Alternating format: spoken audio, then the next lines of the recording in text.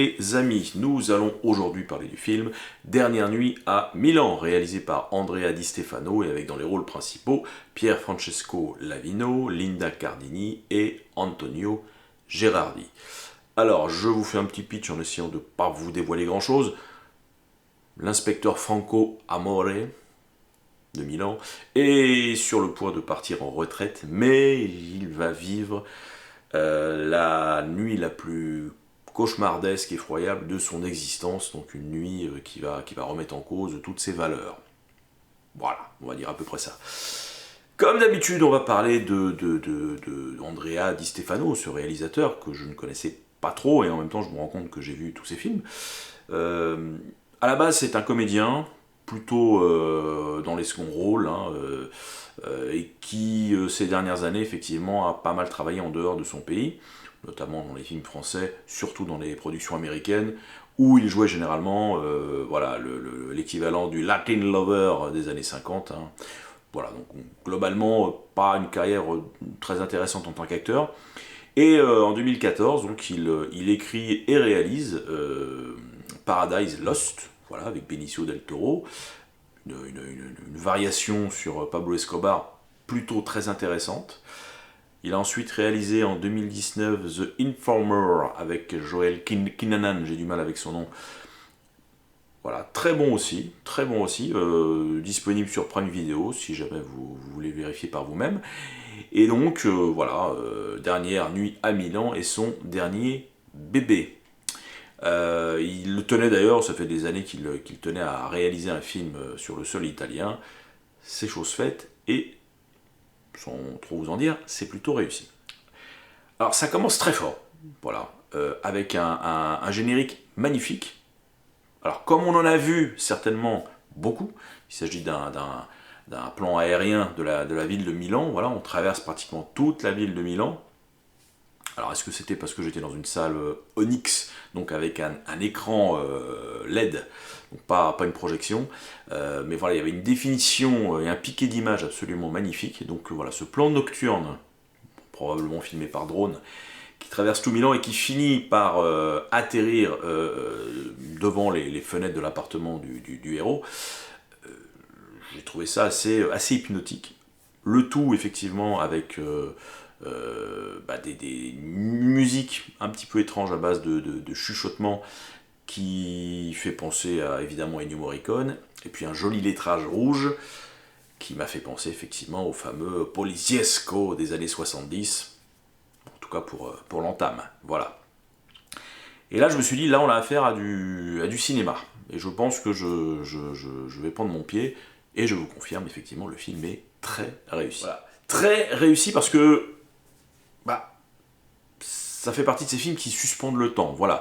Ça m'a fait penser un petit peu à ce que font les frères Safdie, notamment avec Uncut Gem, leur dernier, je sais plus, enfin, un de leurs derniers films qui est disponible sur Netflix avec Adam Sandler, qui est une machine à stress en fait. Et en y réfléchissant, les trois films réalisés par Andrea Di Stefano sont effectivement dans cette veine, sont dans cette optique de confronter les héros à des dangers imminents. Voilà, ils ont tous une épée de Damoclès sur leur tête, il y a une tension permanente, il peut leur arriver tout et n'importe quoi à n'importe quel moment, donc film générateur de stress, de bon stress pour le spectateur en tout cas, qui nous font immédiatement adhérer à l'intrigue et qui nous mettent un petit peu comme ça en dehors du temps pendant, là pour le cas de Dernière nuit à Milan, pardon, c'est 2h05, qu'on ne voit absolument pas passer parce qu'on a autre chose à penser que de regarder sa montre. Alors, bon, sans trop, comme je vous le disais, je veux rien vous spoiler, mais disons qu'on va suivre cet inspecteur, donc interprété par Pier Francesco Lavino, qui est finalement quelque part victime des préjugés à son encontre, puisque il l'assume, il n'a jamais tiré pendant ses 35 années de service, il n'a jamais tiré de coup de feu. Et on sent bien qu'effectivement, pour certains personnages de son entourage, plus ou moins proches, c'est un signe de faiblesse. Et, une fois de plus, sans vous dévoiler l'intrigue, cette perception de cette pseudo-faiblesse va effectivement avoir un poids assez important dans l'intrigue. Alors, comme je vous disais, le film réussit l'exploit de suspendre complètement le temps. Il se déroule quasi en temps réel non pas en temps réel, mais enfin pendant une nuit. Une nuit pendant laquelle notre héros va essayer de se sortir, comme disait Michel Audiard, d'une béchamel infernale. C'est très bien écrit, c'est très bien mis en scène, c'est constamment générateur de stress. Voilà, on est vraiment dans quelque chose de pris sur le vif, sur l'instant. Donc voilà, en tant que spectateur, on s'identifie beaucoup effectivement à ce personnage qui a quand même des valeurs, voilà. Alors ça, comme je vous le disais tout à l'heure, le générique m'évoquait les politiesco des années 70, sauf que là on est dans un sujet éminemment plus crédible et réaliste que ces films italiens des années 70 qui s'inspiraient grandement du cinéma américain. Là on est vraiment dans un film qui se nourrit de son identité italienne, hein, à plein de niveaux. Donc voilà, on est plutôt dans la veine de ce que Michele Placido avait réussi à faire dans les années 90-2000. Hein. Il a, pour ainsi dire, ressuscité le polar italien et a permis d'ailleurs un retour dans les salles où le cinéma se portait très très mal. Il y a également dans ce film des caractéristiques typiques d'un certain cinéma italien, c'est-à-dire qu'il y a une volonté de ne pas juger. Voilà, les personnages font des choses, ils sont d'ailleurs dans l'action, il n'y a pas de psychologie lourde. Pendant les 2h05 du film, petit à petit, on perçoit la personnalité des personnages. Ça, c'est intelligemment fait, mais une fois de plus, cette découverte ne se fait que par leurs actions. Il n'y a pas de psychologie lourdingue. Et comme je vous disais, donc pas de jugement, et je dirais même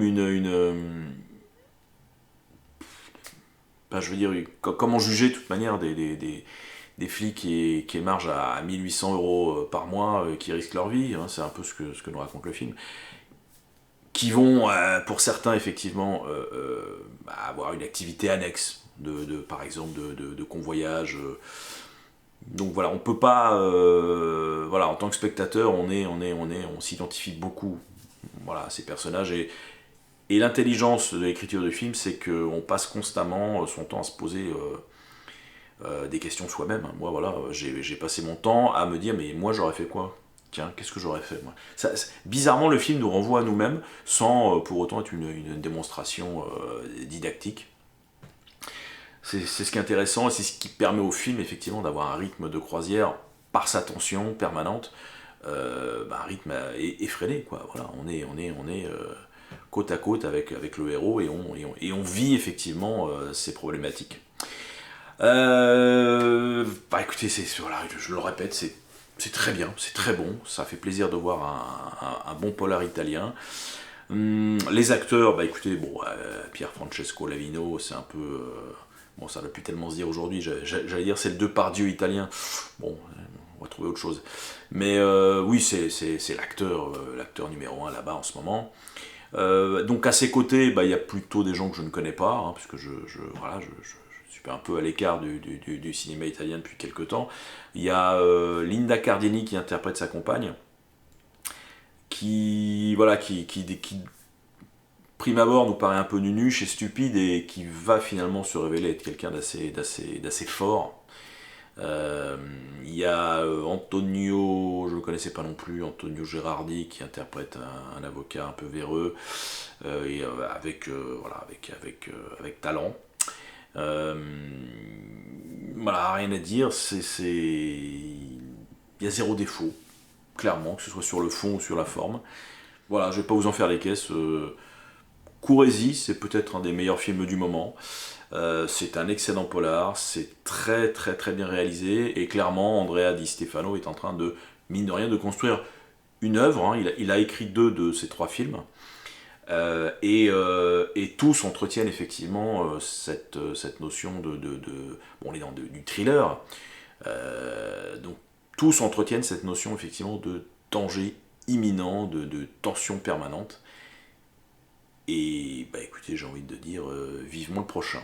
Voilà les amis. Bon écoutez, je vous laisse, je vous dis à très bientôt, ça fait quand même 3 mois que je vous l'annonce, pour une chronique, un coup d'œil dans le rétro qui sera consacré au film Dernières heures à Denver. Elle arrive, promis.